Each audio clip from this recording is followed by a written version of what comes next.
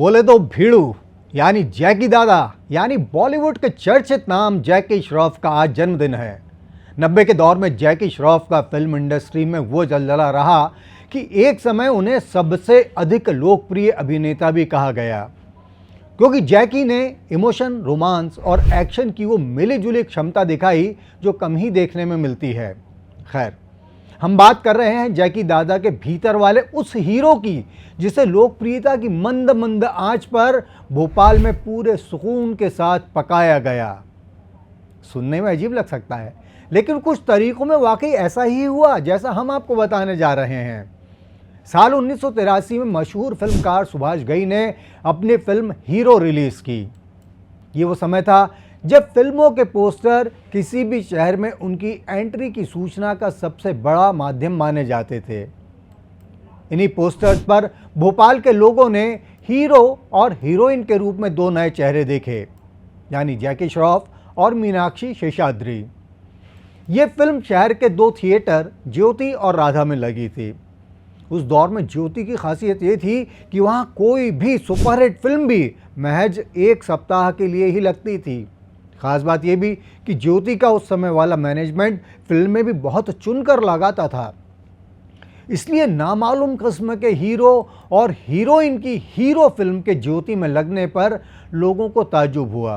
खैर, हो सकता है कि मामला सुभाष घई के नामी प्रोडक्शन हाउस के असर का रहा हो। हीरो फिल्म ज्योति से तो एक ही सप्ताह में उतर गई, उसे बहुत अधिक दर्शक भी नहीं मिले, और जो दर्शक मिले उनसे भी इसका मामला बड़ी हिट जैसा नहीं हो सका। मगर पुराने शहर की राधा टॉकीज में फिल्म कई सप्ताह नहीं बल्कि लगातार कई महीने चली। धीरे धीरे फिल्म को लोकप्रियता मिली और फिर एक दिन वो भी आ गया जब राधा टॉकीज में इसी फिल्म के एक एक टिकट के लिए दर्शकों के बीच विकट मारामारी वाली नौबत आ गई।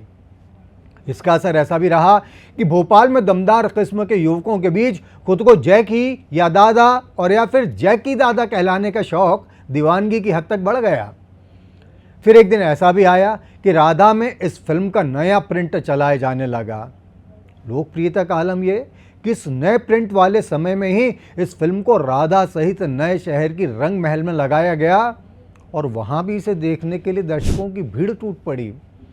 ये सब होने में फिल्म की रिलीज के बाद लंबा समय लग गया, लेकिन ये सब जिस तरह हुआ उसे देखते हुए ही कहा जा रहा है कि भोपाल में धैर्य और लोकप्रियता की मंद मंद आंच में ही जैकी श्रॉफ के भीतर का वो हीरो पका, जिसने इसके बाद यहाँ आई उनकी बाकी अधिकतर फिल्मों के लिए भी दर्शकों की दीवानगी का रास्ता साफ कर दिया।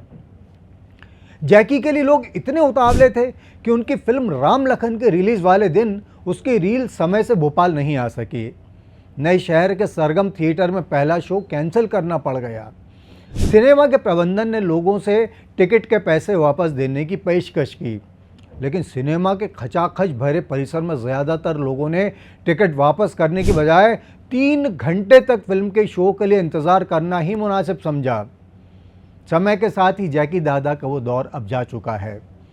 ज्योति और रंगमहल सिनेप्लेक्स बन गई हैं और राधा सहित सरगम का तो अस्तित्व ही खत्म हो गया है, लेकिन जैकी श्रॉफ से जुड़े इन यादों का अस्तित्व हमेशा कायम रहेगा, क्योंकि यह एक आम चेहरे के बेहद खास बन जाने के सफ़र वाला मामला जो ठहरा।